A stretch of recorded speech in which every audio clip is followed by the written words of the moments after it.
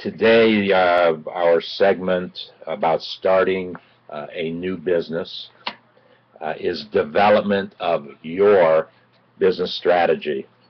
And I have about 20 keywords, small business keywords, that I would like to share with you. They're my words. And once we share these words with you, then we will find as many case studies as we possibly can to make it clear for you how important these words are in development of your business strategy. Emphasis is on the word your, because there is no standard rule of thumb about development of business strategy. You are bringing to the market, hopefully, something unique, hopefully something that creates value, hopefully something that can demonstrate a return on investment resources for anyone who invests in your business idea, be it a product, be it a service. Keyword number one was the plan. Actually, I've spent a lot of time in a lot of the previous 60 segments that we have done. Is it 60 or 61 segments that we have done? This is number 64.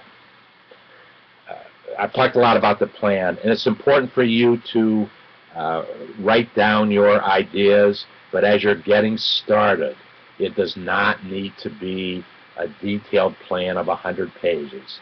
It needs to be the essentials. What it is you want to do, how are you going to accomplish it, what's going to happen along the way in terms of the accomplishment. It needs to be written.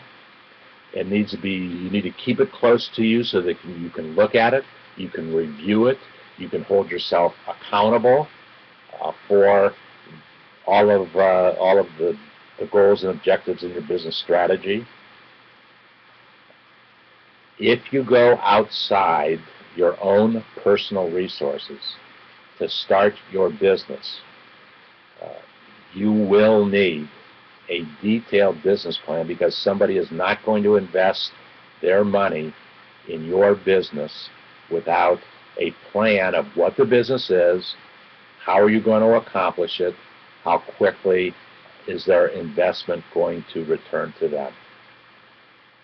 It isn't brain surgery. It's pretty simple. It's very logical. But as you're getting started, you don't need a detailed plan right away. But you need a plan. Everybody needs a plan. It needs to be written or typed, but you type it or you write it, because then you are taking time to think what the plan is, and then you must hold yourself accountable for the information that you have provided on your plan. It can change. The plan can change, and it needs to be dynamic enough that it can change. That's a very important thing. You don't have to say, well, geez, my plan isn't working, I thought this, and this is what happened. That it's going to happen. Those things will happen. But your plan and your thinking must be flexible enough that it can change. I always say, here's the goal. You've either achieved it or not achieved it. If you haven't achieved it, be able to ask yourself and answer the question, why? Are there changes that can be made? Did you read the market wrong? Were you headed in the wrong direction with your idea? That's okay that you were, but you have to realize that you were, and either change what you did so you don't do it again, or you delete it and put a new goal in its place, based upon your learnings of that experience of trying to achieve that particular goal. Small business collaboration, I've already mentioned it several times today. The new business model for small businesses is built on a foundation of small business collaboration. Collaboration means people are getting together to help each other, and in helping each other, they help each other individually, they help the other person, and they help the joint effort. That's what small business collaboration is. It is vital to the success of growing your business. There's absolutely no question about it. You can't go at it alone. Find somebody who has some strengths that you don't have, and that will also match the weaknesses that you have. It's very possible that you possess strengths that will help the other individual's weaknesses, and that's what small business collaboration is all about. And a mindset of small business collaboration is barter. Small business barter. That's why we took on the name of David's Barter.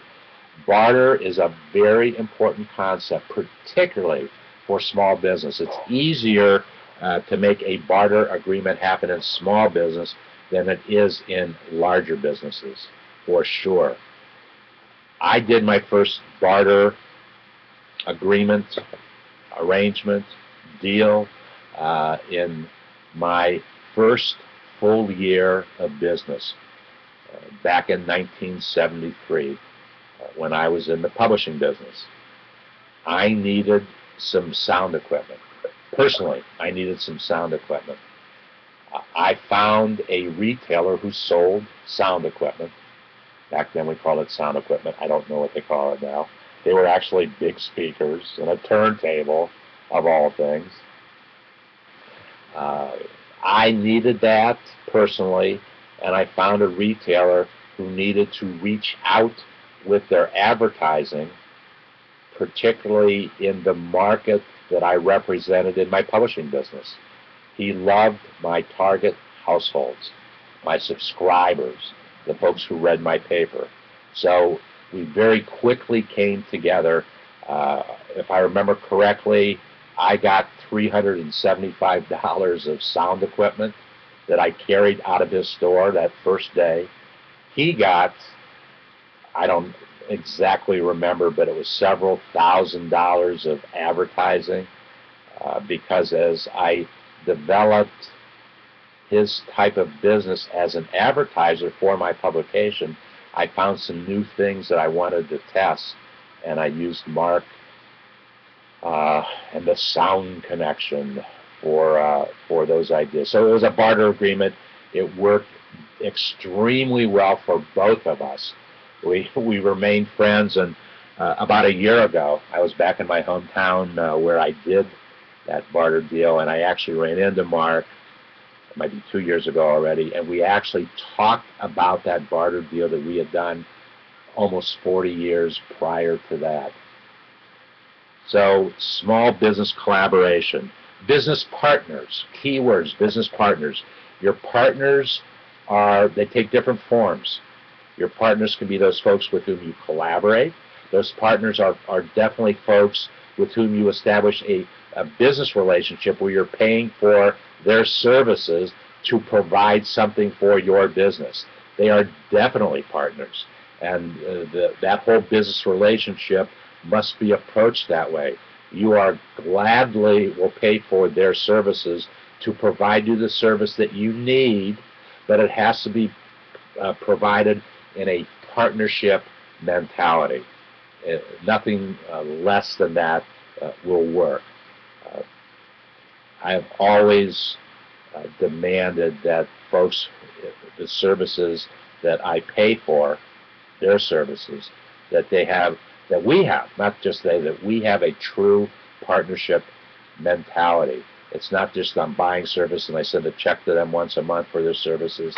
It's that they are genuinely interested in the success of my business, as I am interested in the growth of their business by me purchasing their services. Those are partners. That's small business collaboration. Is your business one of business to business or business to consumer? The product and service that you sell Is it going to be intended for a business, another business, or is the end user of that a consumer? Something that you either, well, if you have a storefront, a front door that people walk into to do business with you, they are consumers. They could be business folks too. Now, always keep in mind that a business that buys your product or service is also a consumer and needs to be approached a little bit differently. You talk to a consumer a little bit differently than you talk to a business. However, both the consumer and the business are looking for value. What type of value will you bring to them, to their lives as a consumer, or to their business as a small business owner? What value do you bring? And remember, important to be able to demonstrate a return on investment resource value, that they will get some type of return for the investment they make. Break even. Your break-even point in your business is when you take all the expenses that you have in your business. You must generate that amount of revenue to pay for them. That is your break-even point. You must always be cognizant of what that break-even point is. So it needs to be fine-tuned in that you might need to eliminate some expenses to your business to lower the break-even point. But as you grow, it's very possible that that break-even point increases. Not possible, it will increase. So you must have an understanding of all the expenses that you have in your business. Try to factor in time, your time, if you possibly can. That's not always an easy thing to do, but time is the most valuable resource that we all have. And you know what? We all have the same amount of time, 24 hours a day, 7 days a week. It's how we use that time that we all have. Break even. There's 4 rights that I talked about last week, and I got a lot of feedback response on them, so I'm going to mention them again because it's important to the development of your business strategy. Right timing. There has never been a better time to start a business than now. I speak from 40 years of small business ownership experience. Now is the best time for a whole host of reasons. The right marketplace.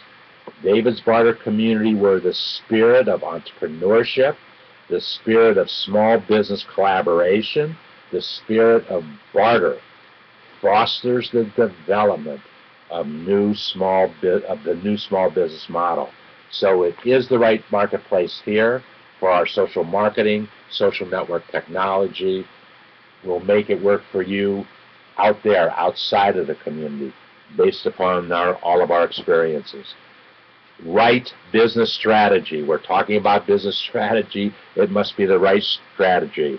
Making sure that social marketing and social network technology are included in your strategic planning. That is one of the value propositions that our community brings to you, that we have tackled on the social marketing that is necessary as you start a business. We have tackled on the social network technology, which is critical to you as you start your business. And so we say, just do what we do. Follow the model that we have created. It is working for us. There is no reason to believe it can't work for you. And to that point, our community is offering 10,000 entrepreneurs who want to start a business with the right business idea, a very Googleized, very optimized landing page in our community to help you start your business, complimentary, for 50 days to see if it can work for you. And we know it works for us. We will do everything that we possibly can to make it work for you. It's in everybody's best interest. That is the spirit of small business collaboration and small business partnering. The right merchandising is the fourth right. Your passion to share your intellectual property, your service offering, or your uniquely valuable product must be the right merchandising. The emphasis must be on value. It does not have to be on the price. Too many folks say, I have to be the cheapest price. Well, the cheapest price is not always the best price. I can tell you straight out that the cheapest price means that you have to do more volume to get to your break-even point when you've got the cheapest price. People will pay the highest price if there is strong value tied to what it is that you do. So that is all thinking that must go into the right merchandising, the right pricing, based upon what the market will bear. It's always been that. Don't think that to be successful, you have to be the cheapest price. There's a huge price to pay if you are. Case in point, Sam Walton, the founder of Walmart. It was always his strategy, always his major goal and objective, that when you walked into one of his stores, you would get the best price available in that market. That was his objective. It's been a huge cost for him to pay. As a matter of fact, because of the way things are, the way circumstances are, the way the economy operates, unfortunately, he had to go to China to buy a tremendous amount of merchandise. Walmart stores are the third biggest buyers of merchandise from China. That includes countries. That includes the total amount of money spent by countries. Walmart is the third largest. They might be the second largest. I don't think that has dropped. But in order for Sam Walton to provide the best price in any given market, he had to buy that object, that product, as cheaply as it could be bought. And it was a big price to pay, but that was his goal and objective.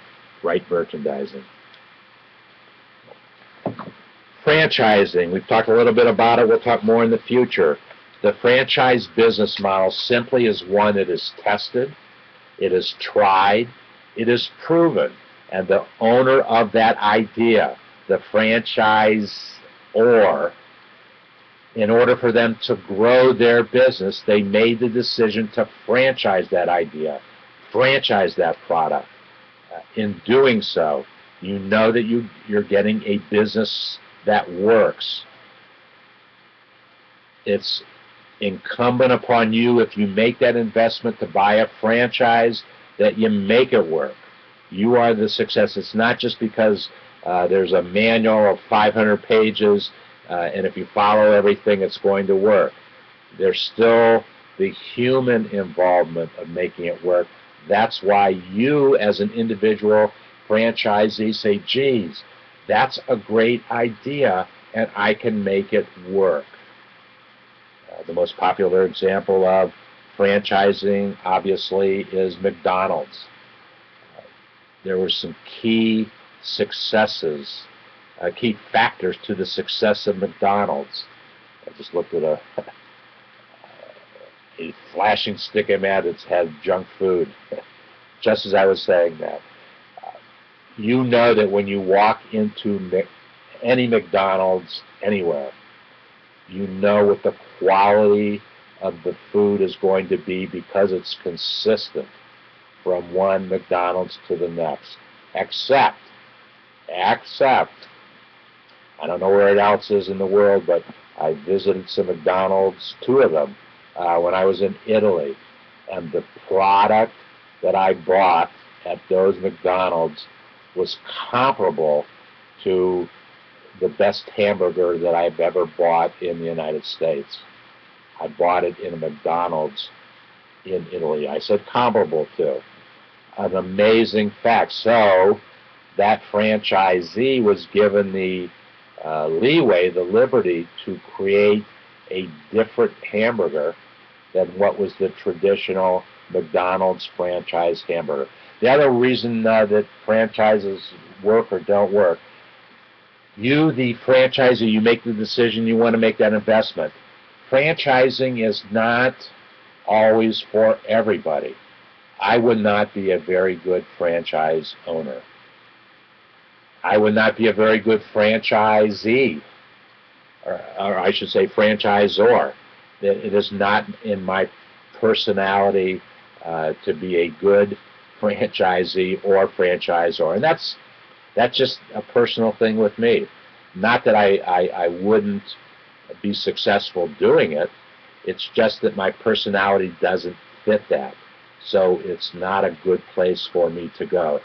Likewise, many folks have said to me that have been following me closely for the last 10 years, David, why don't you franchise your ideas for your growth? And my standard answer is because I don't think it can be franchised.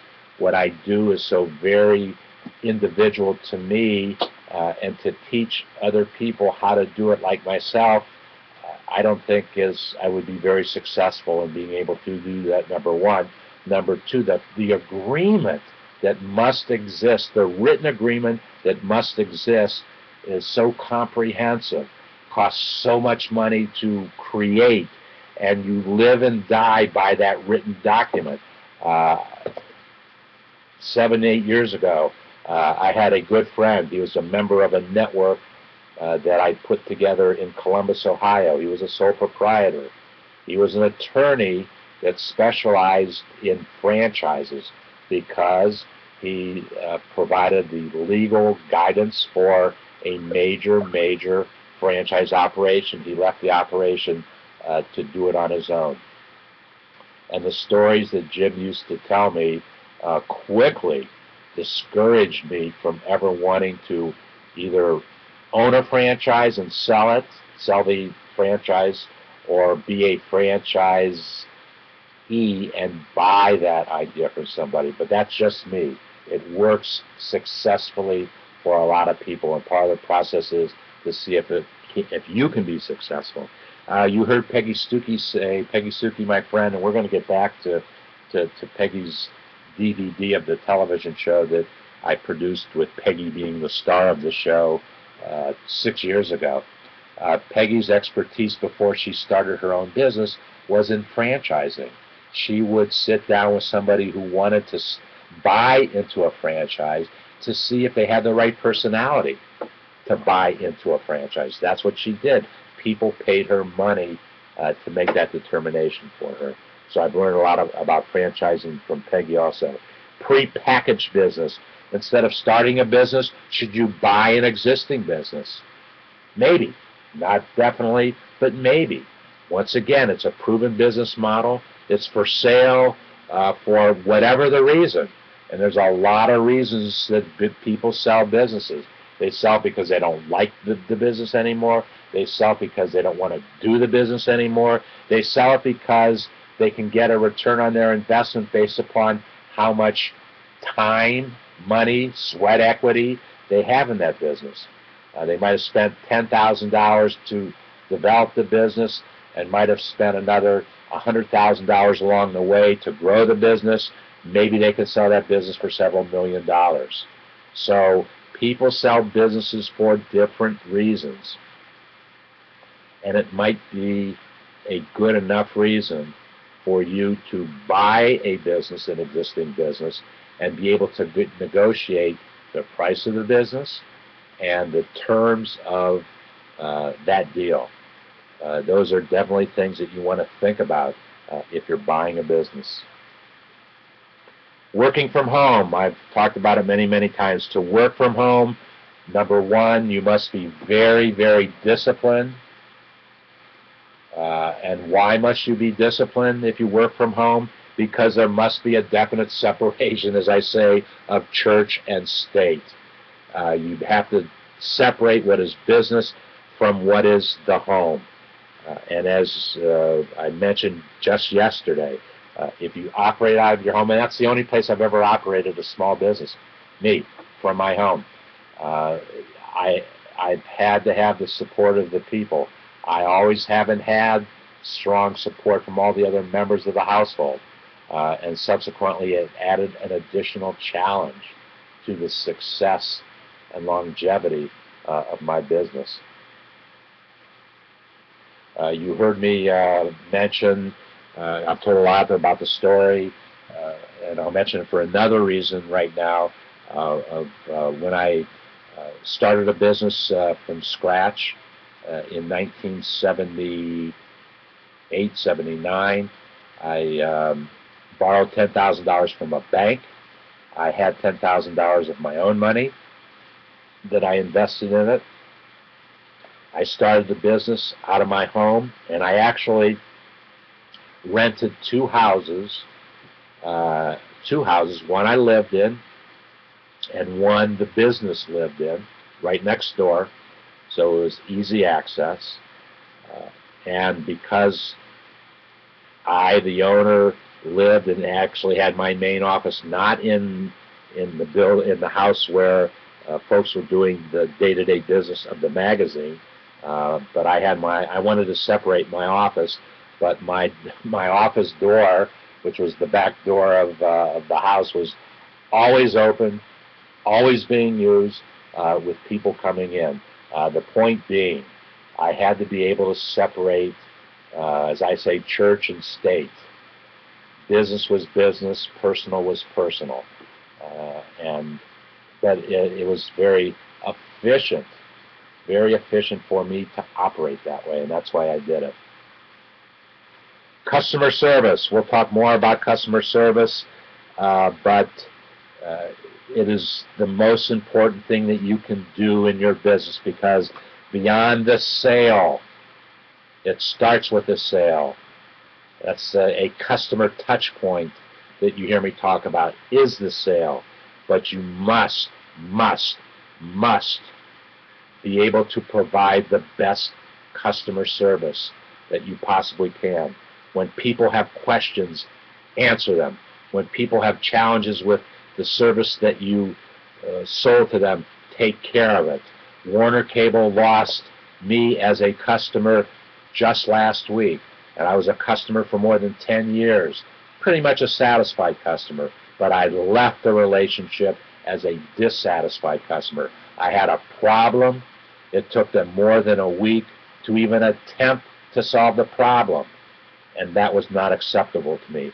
When I actually severed the relationship, brought in the dish into the home, I found out another thing that I always suspected, but I never totally understood it until last week, when I also have Warner Cable Business Service. The only difference between Warner Cable Business Service and Warner Cable Residential Service, well, there's two differences. The major differences is bandwidth.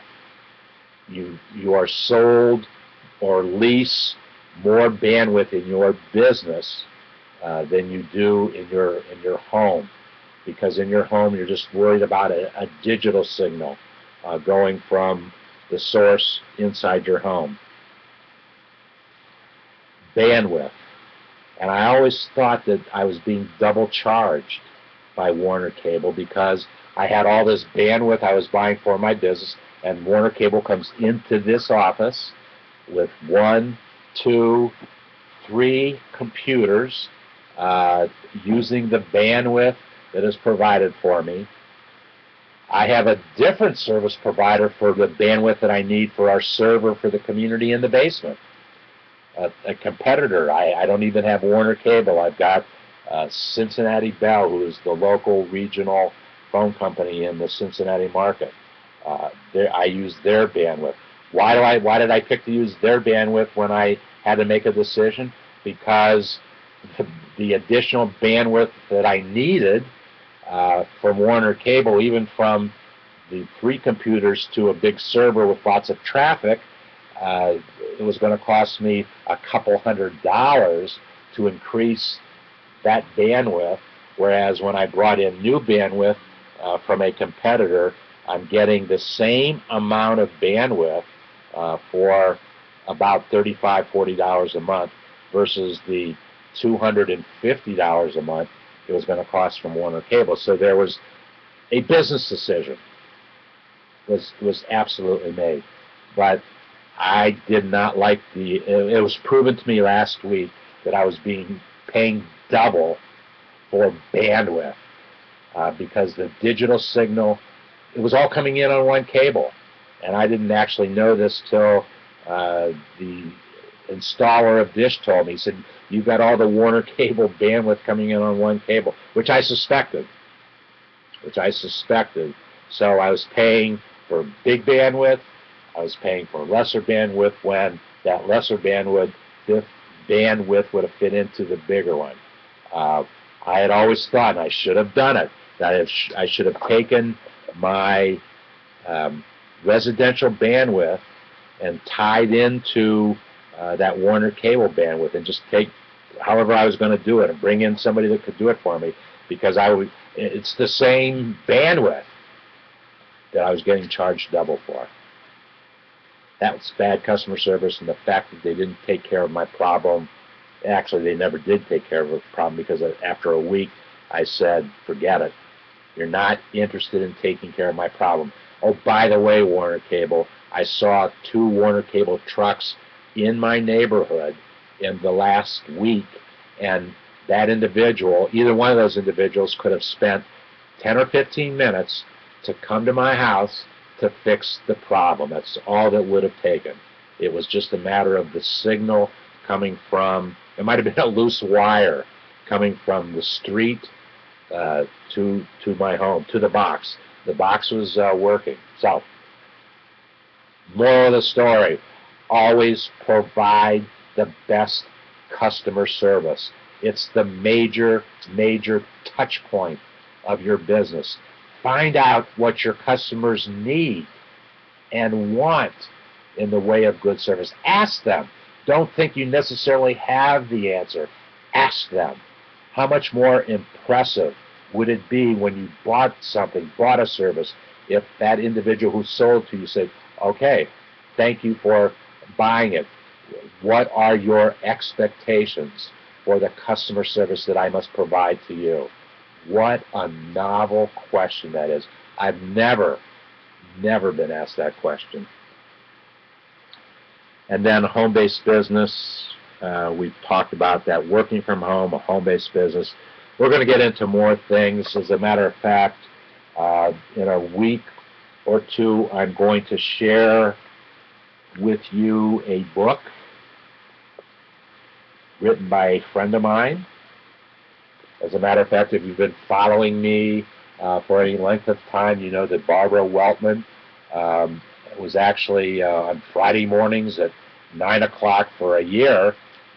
Barbara and I Skyped on this screen, and it came on with that camera, so it became a stick-cam broadcast. At that time, I wasn't YouTubing, but we could have done a YouTube and whatever. Barbara is an expert on the finances, the financing of small business. She's an attorney who made the decision that that was going to be her specialty area, finances for small business. She's written a book 15 times. She's updated this book, Small Business Taxes. It's the best $1995 investment you will make. You will learn something about your business that you didn't know. I still do it. the way that I like to read that book is I might have a topic that I want to follow, or I also just like to open the book and read the page. And invariably, I find something new every time that I do that exercise. She's also written, this is the third time she is, this is the third edition of a book, Starting a Home-Based Business. Just follow, well, it's the Complete Idiot's Guide. That was the thing that got my attention first, the Complete Idiot's Guide. But then I saw that Barbara was the other. I had known Barbara for several years, and I did not even know till I saw this book on a bookshelf that she was the author, that she had written this book also. But I would venture to say anything that you need to think about starting a business in your home, home-based business, you'll find in this book. Not all the technology things, basic things about technology, but marketing and technology. We'll teach you more about social marketing and how it works with social network technology.